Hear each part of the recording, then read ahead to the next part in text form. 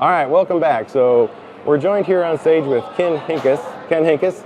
We talked a little bit about the issue with not having hangar space and how frustrating it can be when you drive by and see hangars with boxes in it. Ken sort of cracked the code. He's got 46 locations around the country where he's putting flying. So tell us how you did that. I wish I had 46 locations. We're building 46 hangars at the Double Eagle Airport in Albuquerque, and we are exploring other locations around the country. You know, the problem with general aviation hangar development nationwide is that real estate developers shy away from leased property. They generally find it difficult to finance construction or get permanent lending on property that is leased. That's number one. Number two, if you walk into any bank or credit union and say, I want to borrow money to build airplane hangars, well, first of all, they can't spell hangar, they use E's. ER. That's number one. And number two, they see it as such a limited, narrow category of development. They have no experience.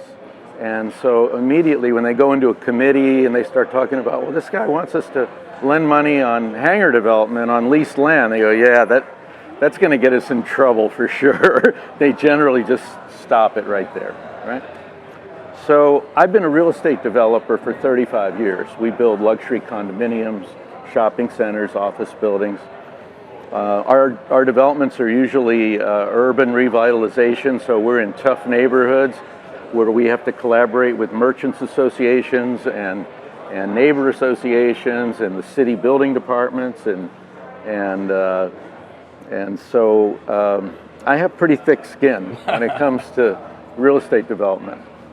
In 2019, my son Jack said, Dad, teach me to fly. I've been an active aviator for 54 years.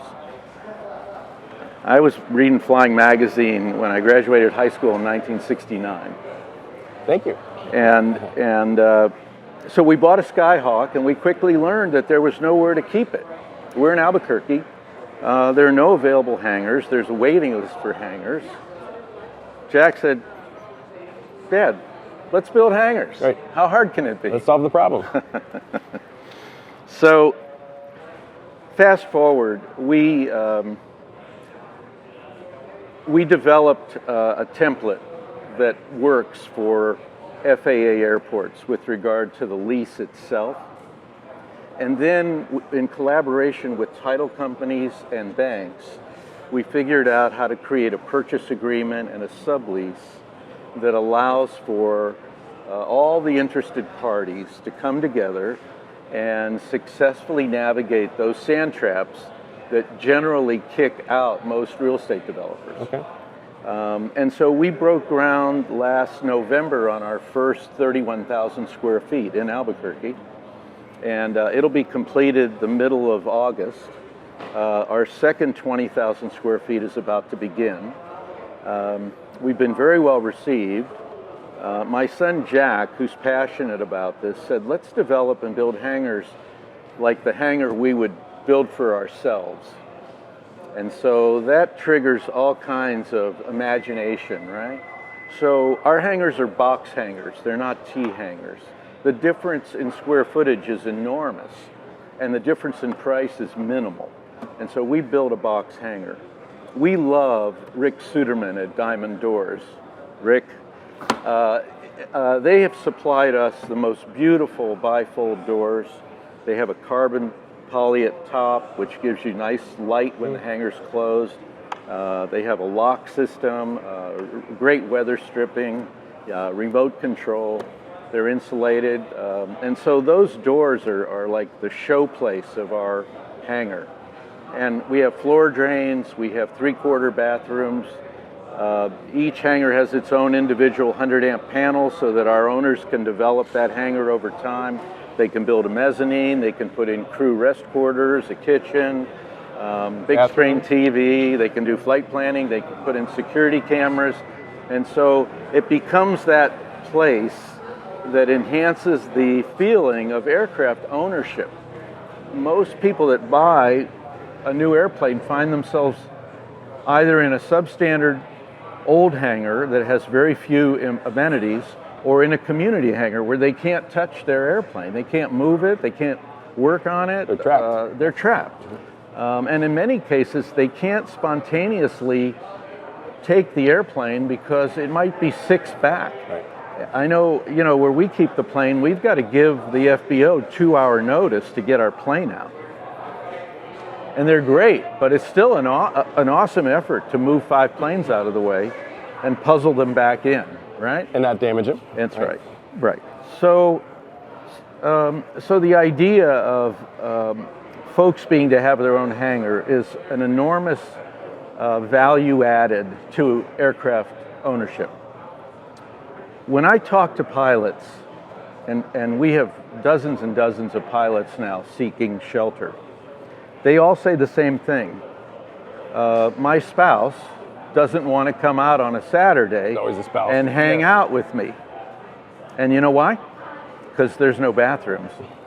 Because the hike from that hangar to the FBO bathroom is half a mile, right?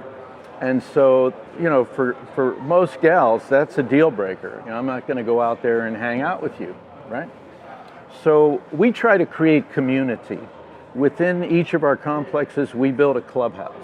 It has ADA restrooms, it has a break area, kitchen, it has a rooftop observation deck. Nice. Where you can have a gas grill and burn a piece of fish like I do.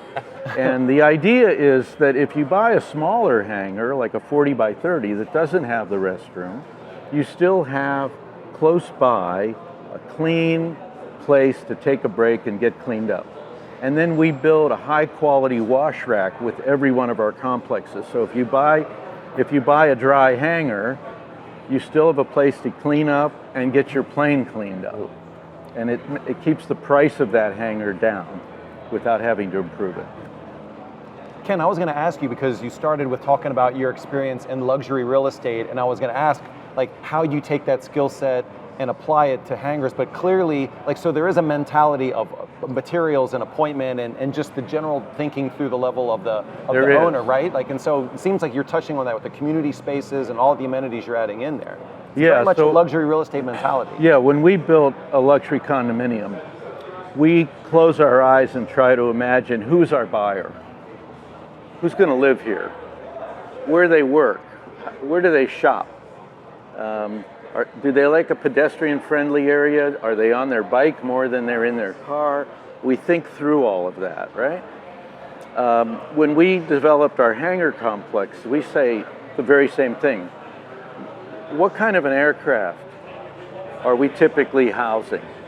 Who owns that aircraft? How is it utilized? Is it just pleasure, or do they have a business? We're in New Mexico. If you've got to get to Las Cruces or Roswell or Farmington, you can't get there on the airlines. And it's a long hike in a pickup truck. It's a 4 or 5 hour drive one way.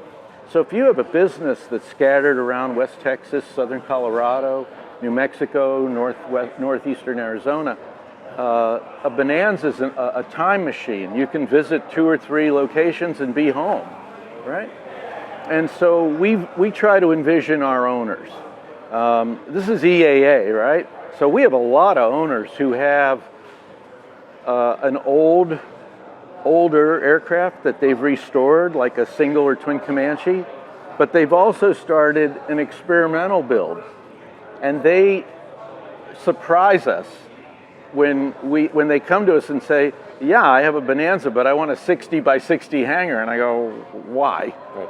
And then we find out that they're project driven. They have so much that they've been pent up. I've got a wing in my garage, but I can't go any further. I need space. I need tools. I need power. I need heat. So it's just exciting for me. I've been a real estate developer all my life, to be developing for my pals. Yeah. People I really relate to, who I understand. We're all passionate about our airplanes, and having high quality shelter for your airplane is a value added that it's more than beans and rice, as we say in New Mexico. It's an extraordinary change in the way that you can enjoy that aircraft. Well, So- we're glad. Go ahead, Shawn. No, I was going to say, Randy, where's the best people to find out about high-flying hangars? Can you tell them a little bit about, besides your hat, Give us the where website. can the good people at Oshkosh Live check out what you got so going on? you can go to our airport identifier, which is KAEG Hangars.com. And you can read about me and Jack and the work that we're doing in Albuquerque, and you can see live videos of the construction. We do progress videos every month or so. And certainly you can call me off that website or Jack, and we'll do our best to answer your questions and help you. Can Randy and I come over for burnt fish sometime? Yes. Is that Burnt fish? Yes. Yes. I would love that. Yes. Thanks for coming by. Thanks Thank for you, having Ken. me. Congratulations. I appreciate it. Thank you very Awesome. much. You bet. Thank you. Thank you. So again, really innovative solutions, and that's what you find. You know, we're coming into the 21st century with engines and avionics, and now even in hangars too, right? Very good. We're not 1950s anymore. We got to have a cool hangar to park our plane into. So